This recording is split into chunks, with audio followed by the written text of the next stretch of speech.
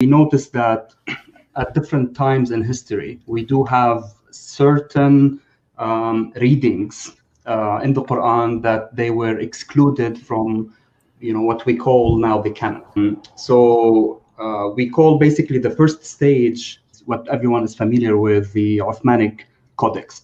And this is the first canonization process where the readings or the codices of the companions of Muhammad, they were excluded based on the Codex of Uthman. So even though Uthman's attempt to limit the variants of the Quran to one codex, variant readings kept multiplying.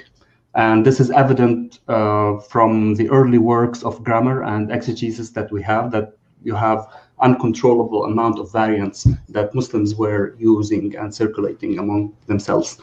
So the second canonization is what Ibn Mujahid did out of a corpus of, I don't want to say unlimited, but many readings that existed back then, probably as many as 50, as sources tell us. He chose 7 readings.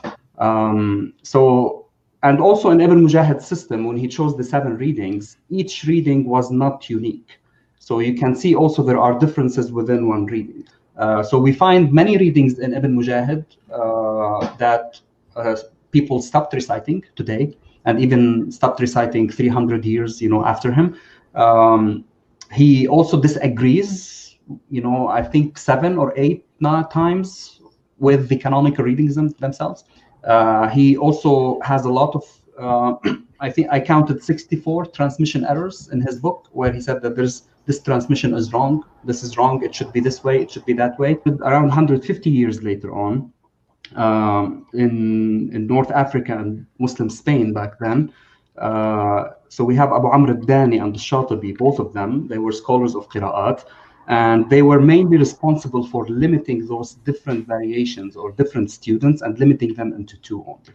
So people dislike the fact that you are limiting them to a canon. Why are you limiting us to 2 per 1, i.e. 14 transmissions? And we have more readings, we have more variations. 300-400 years later, Ibn al-Jazari in the 9th century Hijri, Islamic calendar, so that would be around the 1400s, he came and added 3 more readings to those 7 by Ibn Mujahid. So that's the 4th period where really the system of 10 readings, or 10 canonical readings, what we call them. And then what I call the 5th canonization, it's the 1923-1924 Cairo edition of the Quran, based on Hafs and Asim. Most Muslims became familiar with that variety, mainly due to the publication, of that codex or that, Mus'haf in Cairo. Even though we have, of course, other editions from other readers, but most people are familiar still, even until today, familiar with that variety. How do we understand this concept of tawatur vis-a-vis qira'at or variant readings when many accounts from the classical sources do not agree with this concept of tawatur? In the early period, Muslims did not talk about this concept of tawatur. And it's very evident that, the variant readings were local. So people in Damascus were transmitting things different, from people of Kufa or people from Mecca and Medina. And the reading or the variant reading was a local thing rather than a widely transmitted system that every single Muslim or even every single scholar knew of. If you don't have variant reading, you can't read the Quran. It's as simple as this. Just you need the vowels and you need diacritics in order to read it. There's you can't read the Quran using your own opinion. And that's, in the Islamic tradition, you have to rely on how your, master taught it and how his master taught it. So you can't just, do textual criticism. You can, of course, but you may not within the tradition. So there's a difference between someone who is, who has a manuscript and say, okay, I'm going to do textual criticism. I'm going to read the Quran on my own. And some scholars did that, back in the days. But of course, they were reprimanded. So this is a little bit problematic from the sense of documentation. We don't have enough documentation from the early period, and we don't know how much writing and orality were intertwined back then. And I'm talking here 8th century, okay? There was a time when the Quran was codified during the time of Uthman, when orality lost to written transmission. And what I mean by that is that Muslim scholars all agreed that regardless of your memory, regardless of how you memorize the Quran, you cannot deviate from the Uthmanic Codex. So even though certain readers, they were sure of how they memorized the Quran through other channels, and they were saying that I have a good chain of transmission. I studied with X and Y and Z people. Muslim scholars post-Uthmanic period, they didn't care. As long as you are deviating from the text, we are not going to accept your reading. So when someone tells you, well, the Quran was orally transmitted regardless of the rasm, regardless of the Uthmanic consonantal text, that's not accurate. There's no such thing as only oral transmission. You have to oral transmission based on the text. So there are even transmissions on behalf of the canonical readers, which were also classified as shawaz, as irregular, not accepted. There are also readings attributed to the Prophet himself. We have a category in Qira'at, it's called the readings of the Prophet, okay? And there are, 3 or 4 books even written on that in Arabic. Even though we do have accounts that go back to the Prophet saying that he read this word as such, this word was also categorized as irregular or shawaz. It's just like they didn't care. As long as the readings deviate from the Uthmanic Codex, we will consider them to be irregular or shawaz. Even though we know that the Prophet might have read as such, and we also know that the other companions might have read as such. However, the Codex of Uthman abrogated all other codices, abrogated all other readings, and we are going to stick with that. We also have, information from Iraq, from Kufa, that people kept reading according to the codices, let's say, of Ibn Mas'ud, even 150 years after Uthman. So it's uncontrollable in a sense. People were still reading according to the Codex of Ibn Mas'ud, which is different from the Codex of Uthman. Ibn Mas'ud is very interesting because we as also many people pointed out, we have so many accounts about his rejection and his opposition, right, to the committee that Uthman formed. And he was saying, I'm one of those senior companions of the Prophet. He was criticizing Zayd bin Thabit, the head of the committee. You were a little kid playing with the other kids, and your forelock was dangling, from your head, while I was taking the Quran fresh from the mouth of the Prophet. We always have to remember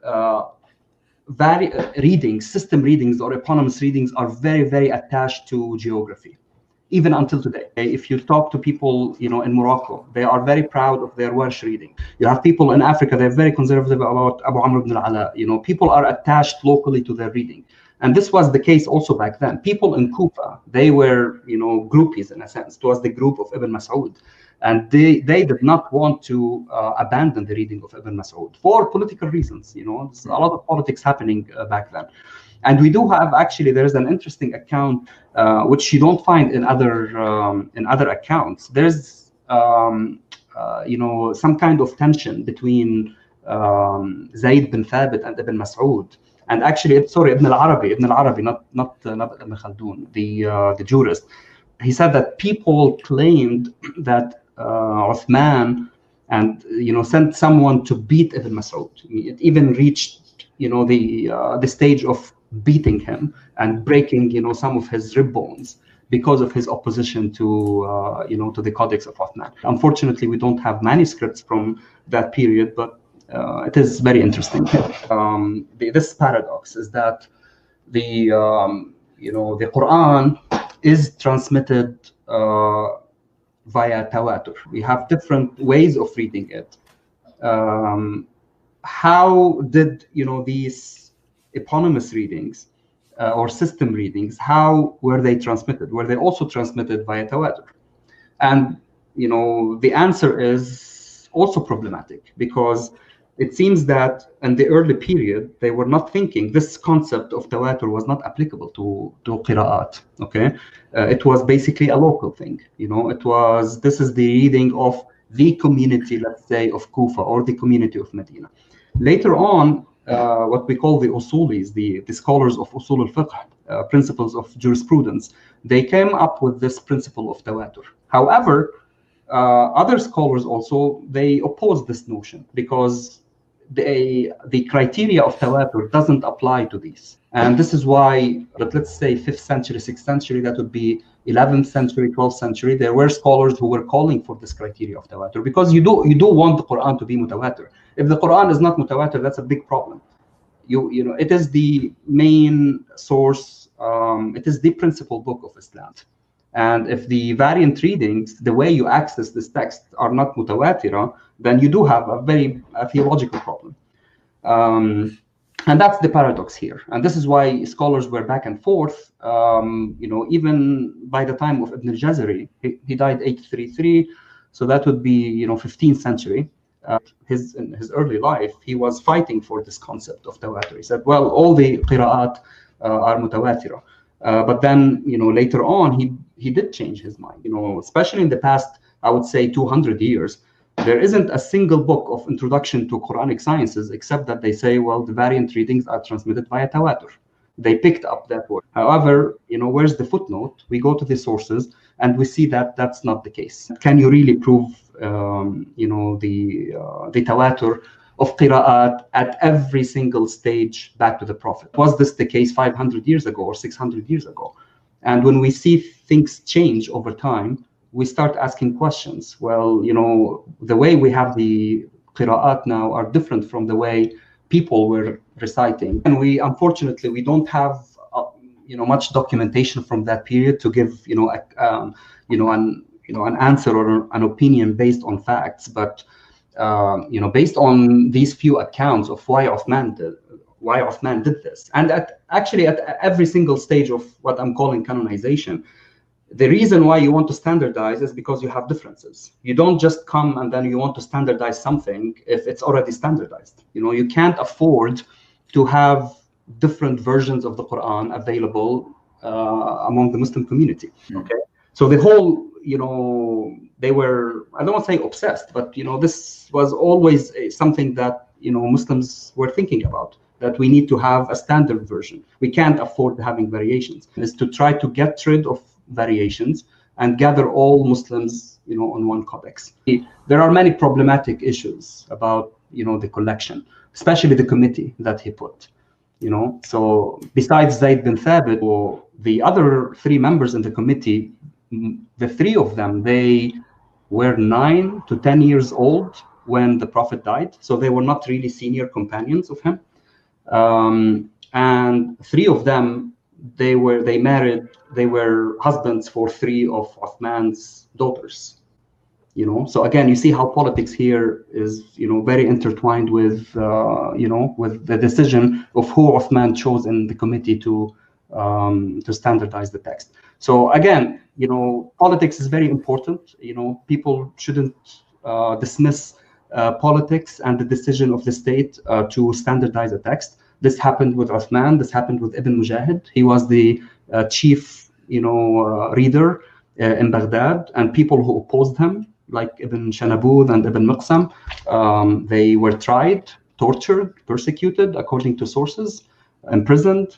But we always look at how state enforced this kind of standardization. The Arabic script was not developed. It was derived from Nabataean, as Semitic philologists researched and determined.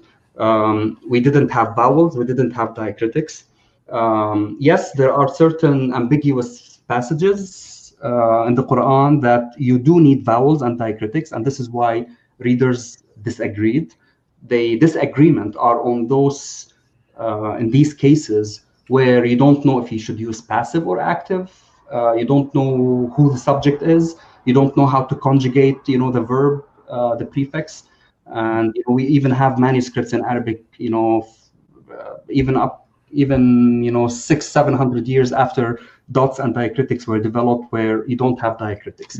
So diacritics and vowels are not the main reason. They are one of the reasons. They are one of the reasons. There are very, very obvious cases where, because you don't have diacritics and vowels, there were variant readings. It's very obvious. It has nothing to do with dialects, has nothing to do with plurality. It has nothing to do with different modes. It has to do with the script, right? And also Muslim scholars are divided. So, a group would say that Al-Hajjaj did introduce reformation of the script, and other scholars say no, he didn't, right? And I do believe, I'm inclined to say that actually he did include, certain, reformation in the text. Okay, so usually, of course, we have contradictory accounts in Islamic tradition. Everything, there isn't a single thing that we don't have contradictory traditions about. The point is, even if it wasn't Al-Hajjaj, let's say it wasn't him, this person specifically, we do know that there were certain reformations in the early manuscripts. So you have the language of pre-Islamic poetry and the language of the Quran. They are very similar, okay, in terms of syntax, vocabulary, etc. And even if someone like Tabari, who's an exegete, he's always quoting grammarians. So grammarians are authority number one when it comes to variant readings. The Muslim scholars later on clashed with grammarians, because grammarians would be criticizing some variant readings. I would say, well, this reading is not grammatical. This reading is not good. And later, Muslim scholars who wanted to say, well, all the readings were correct. God doesn't speak bad Arabic. And this is why someone like Tabari or Zamakhshari or even Ibn Atiyya, those exegetes, they were saying, well, wait a second, this reading is really not grammatical. This is bad Arabic. Arabs would never say something like that. And what happened is that Ad-Dani, he died mid-5th Hijri, mid-11th century. And he said, I'm going to limit myself, to 2 transmitters per reader, so that it would be easier for people to memorize these variants. And it became very successful. And it started to be taught at different schools. And what made it more popular is that 100 years after Dani, Ash-Shatibi came, and then he versified this manual into a poem. He versified it, and poetry is it's very important in the Arabic tradition. You memorize things through didactic poems. We don't want people to think that the readings are the ahruf, because as I said multiple times, no one knows what the ahruf is. And if someone tells you that he or she knows what the ahruf is, well, no one knows. So we take the word of Muslim scholars who spent years and years and years trying to understand what the ahruf are, and no one knows. There are speculations, but at the end of the day, they're only speculations. Is there a consensus on the number of readings today? You have 3 groups. You have one group that will tell you 7. They have the other group that would tell you 10, and you have a smaller group that would tell you 14. So the system of the 14, has been around for the past 200, 300 years. People were, trying to add 4 readings. So that's why going back to early sources and reading, these documents, it gives us, a good map of what people thought at different periods of time, and not to apply, certain notions that people believe in now, but they were not existent, centuries before.